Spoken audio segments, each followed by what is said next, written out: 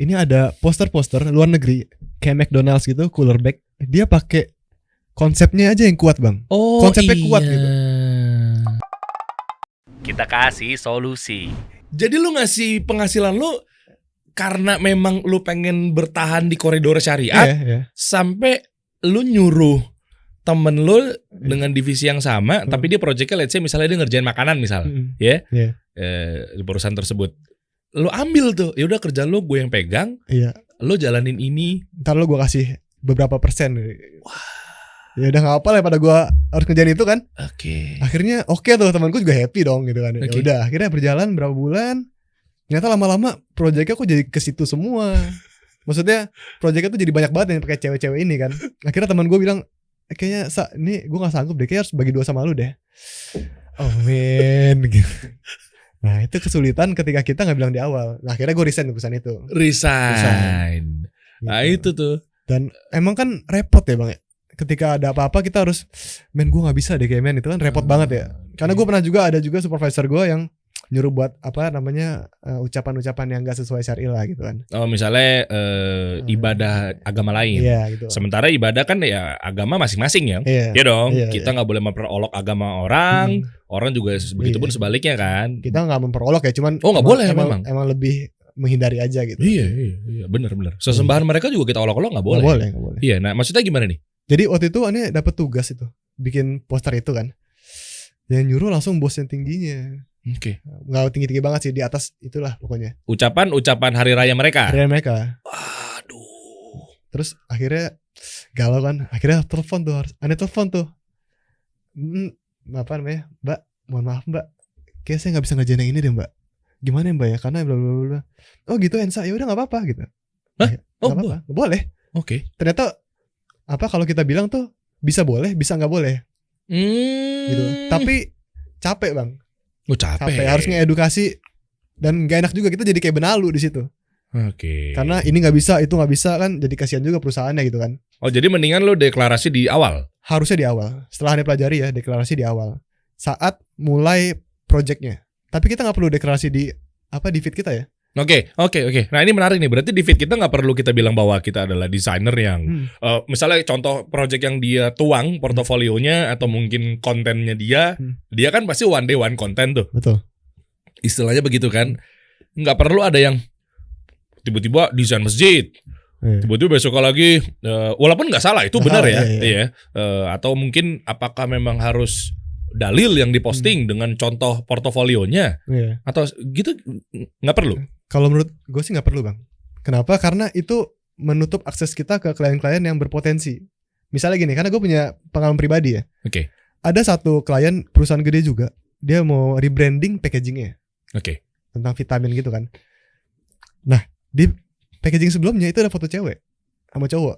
Oke. Gue sampaikan, oh mas saya nggak bisa mas kalau ada foto ini gitu kan. Terus kata masnya, oh gitu ya. Terus gue bilang, mas ntar ini ganti aja mas fotonya pakai bahan-bahannya ini. Jadi foto cewek cowok ini kita ganti pakai bahan-bahan ini, bahan-bahan herbalnya ini gitu kan. Nah, oh gitu bisa ya mas ya?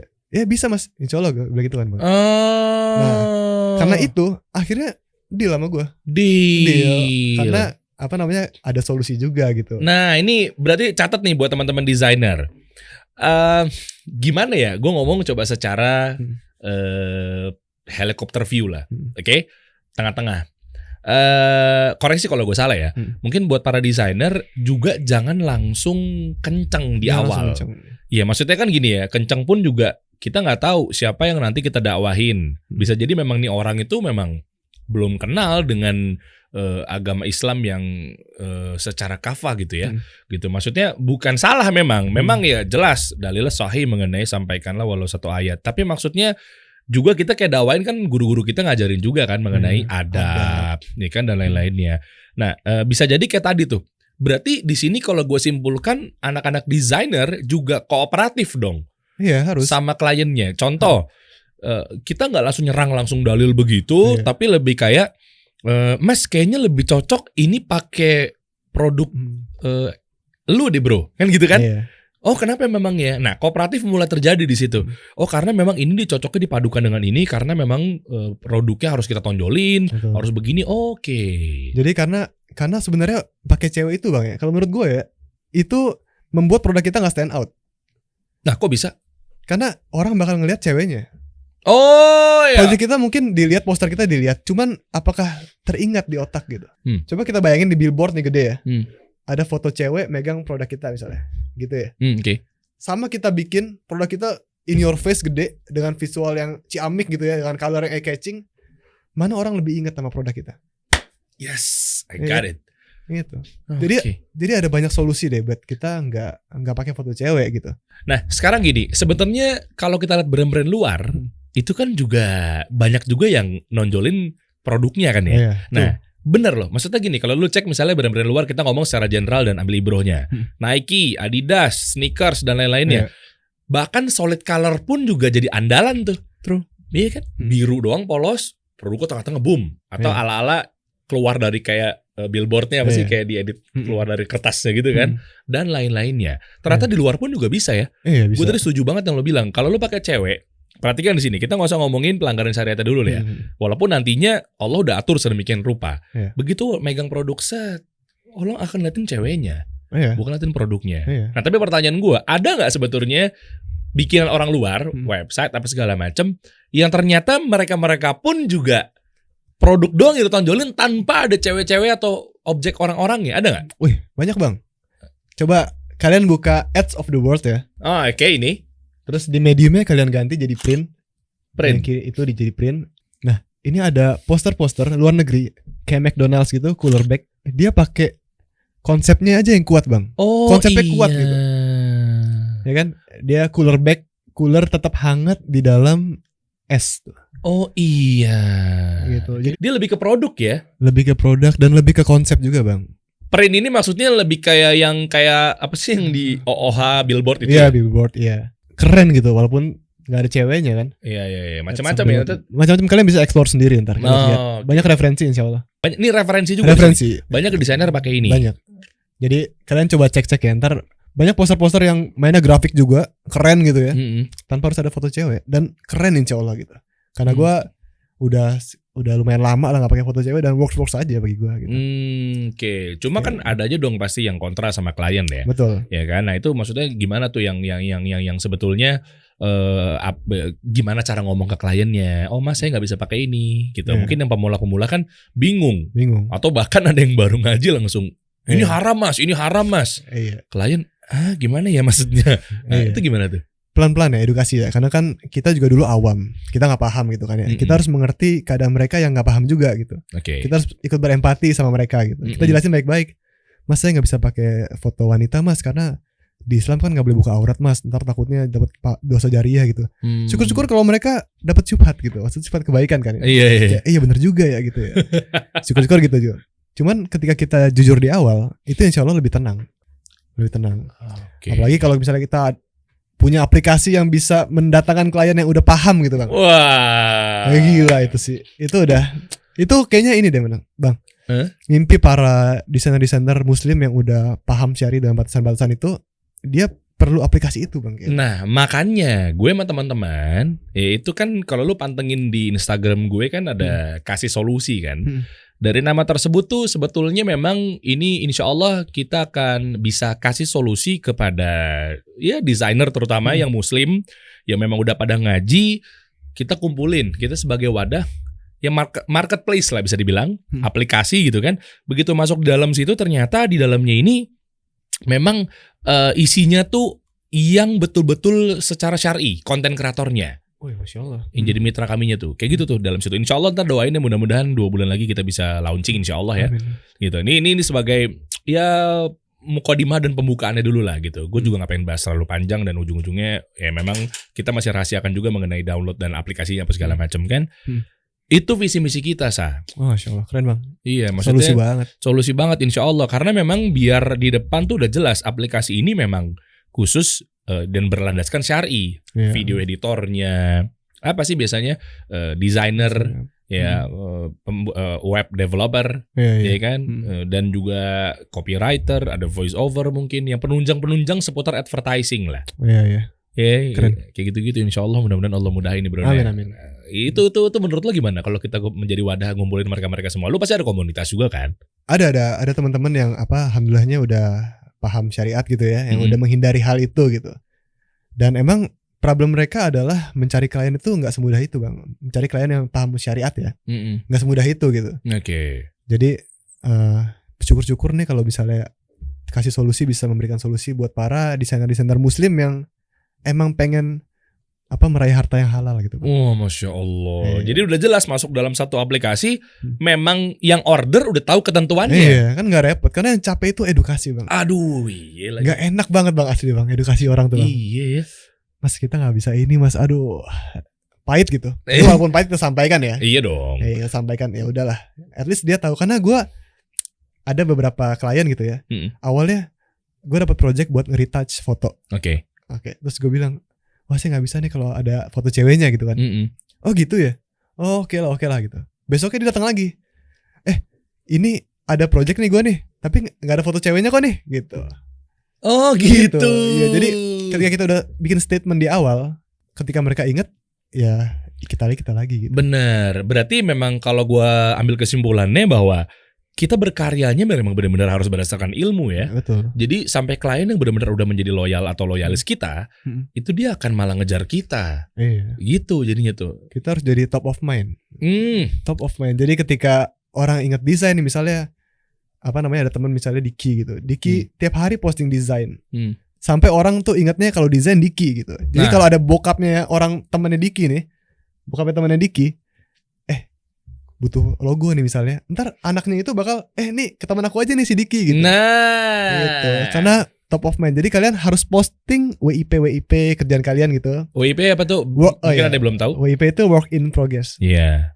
Jadi kalian posting karya-karya kalian, jangan malu untuk posting di Instagram gitu. Karena Instagram itu beneran deh, itu wadah untuk para desainer itu menunjukkan skill mereka. Oke. Gitu. Jadi kalau kalian masih suka posting foto misalnya buat desainer ya di Instagram, kalau kalian ganti jadi portfolio logo mungkin dapat klien gitu. Yeah. Kalau foto kalian mungkin nggak ada orang yang mau order logo ya. Atau order poster gitu. Jadi ya kalian fokus aja di pengembangan Instagram kalian gitu. Iya, WIP gitu kan jelas ya. Apa yang lagi lo kerjakan di perusahaan tersebut, tuang di Instagram. Iya, jadi bukan foto-foto yang memang subjektif, yang orang tahu, oh ya udah oke, siap. Tapi karyanya itu tuh yang ditunggu tuh ya. Identitas kita sebagai desainer tuh harus kenal gitu. Orang harus tahu sama itu, dan itu kita angkat terus. Nah, tuh. Makanya buat para teman-teman yang pakai username yang susah diingat atau yang desainer apa gitu segala macam, mending kalian ganti jadi nama kalian sendiri deh. Tuh. Jadi kalian ganti jadi nama sendiri sehingga ntar orang ingat tuh nama kalian gitu. Nah, emang personal branding penting banget bang ternyata. Personal branding penting banget. Kalau lu pengen bangun personal branding, yuk mampir ke kelas gue. Harus tuh, penting kan. Ya. Oke. Cara call to actionnya gimana tapi bisa? Maksudnya gini, mereka nih ya pengen di order. Apakah lewat hanya berkonten doang? Kalau gue misalnya, gue selalu ngasih tau ke teman-teman cara call to action ya, monetize lah. Cara ngasilin duitnya lah, gitu kan. Yang tadi kita bahas mungkin ranah kita mungkin ya di ranah sisi yang awam menganggapnya, ini mah nunggu bola, misal. Ya kan, misalnya ya, kita ngonten mulu.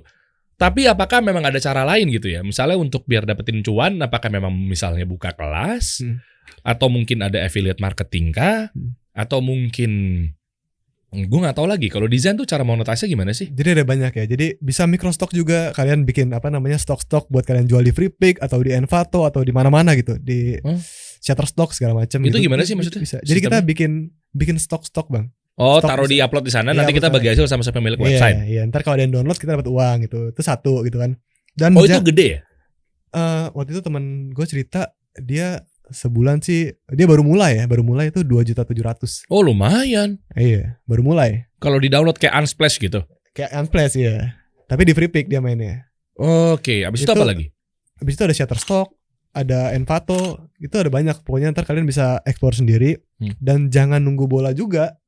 Gitu. Karena ada teman gue pun cerita, dia nge-follow sebuah akun gitu ya. Karena dia suka sama desainnya, follow. Terus tiba-tiba akun itu nge-reach back dia, minta dibikinin logo gitu. Oke. Karena apa? Karena temen gue ini posting karyanya di Instagram. Gitu. Dan kita bisa juga kok nawarin misalnya ke akun-akun apa yang kalian lihat, nih desainnya kayaknya kurang deh gitu ya. Kalian DM aja. halo Min aku punya ini nih bla bla bla, mau nggak ya kalau misalnya desainnya kita upgrade lagi bla bla bla bla gitu. Gitu. Okay. Jadi kita sebar tuh jalannya, kita sebar gitu kan. Iya. Ya ini kayak cerita si itu juga tuh, desainer gue tuh, Lutfi kan satu grup sama lo juga tuh ya, di desainer Salaf apa gitu ya. Dia pernah cerita bahwa dia dapat order dari orang luar, Amerika. Ya gue lupa dari salah satu negara bagian di Amerika. Gara-gara lihat portofolionya di Instagram ya. Iya. Dia bikinin logo buat brand Amerika. Wah, Masya Allah. Iya, dia ketemu di hashtag apa-apa gitu. Ternyata suka, dia bikinin projectnya gitu-gitu bisa juga bisa kan? Bisa juga, karena semua orang main Instagram Bang. Mau CEO, mau creative director, semuanya main Instagram. Iya, jadi betul. Instagram memang tempat kita naruh portfolio. Jadi kalian harus maksimalin Instagram kalian gitu. Jangan cuma daily activity yang gak bisa mendatangkan uang. Nah, gitu. Harus tahu cara monetize nih. Apapun job desk lu ya, apapun karya lu dan lain-lainnya tuh harus tahu. Soalnya lu ngonten doang, tapi kalau nggak bisa monetize uang, dapetin uang itu gimana? Maksudnya ngapain? Lu cuma stalking doang, lihat cewek-cewek joget-joget. Lihat reel seharian karena emang bahaya. Iya. Ngomong waktu ya. Iya. Oh itu ya. Ada cara lain lagi. Gitu. Macam-macam ya ternyata ya. Banyak banget caranya. Jadi kita pintar-pintar ngeliat celah aja. Oke. Gitu. Kayak ada temen gue juga bikin kelas gitu kan. Dia udah, Masya Allah udah 10.000 orang gitu. Pesertanya. Jadi desainer tuh kalau mereka pintar membaca situasi, mereka tuh tahu di mana nih potensi buat dapetin uang gitu. Oh siapa tuh yang kelas tadi siapa? Rio Purba? Bukan. Rio Purba juga lumayan aktif juga tuh ya? Aktif juga Rio Purba. Iya kan? Iya. Gue tahu juga tuh. Tapi YouTube ya kalau nggak salah. Enggak ya? YouTube juga, Instagram juga. Gitu. Oke. Macam-macam ya? Macam-macam. Jadi ada banyak lah cara gitu. Jadi desainer aja jangan cuman pamer ini ya, ngasih lihat daily activity ya, tapi lebih ke karyanya aja. Karyanya kalian tampilin terus sampai orang tuh ingat kalau lu tuh desainer. Oke, pertanyaannya. Sebesar apa nama Hensa Adriano? Sebesar mungkin sebesar apa ya? Ya nggak terkenal juga sih. Iya sih. Gitu. Emang kalau udah ngaji tawadunya Masya Allah ya. Ya cuman komunitas itu doang yang tahu maksudnya. Tapi setiap gue nyebutin desainer yang udah ngaji, rata-rata lu yang disebut. Ya, kalau nggak lu nggak akan duduk di ruangan yang lagi viral ini. Masya Allah. Viral Insya Allah. Thank you Esa udah mampir ya. Iya siap. Siap. Kita kasih solusi.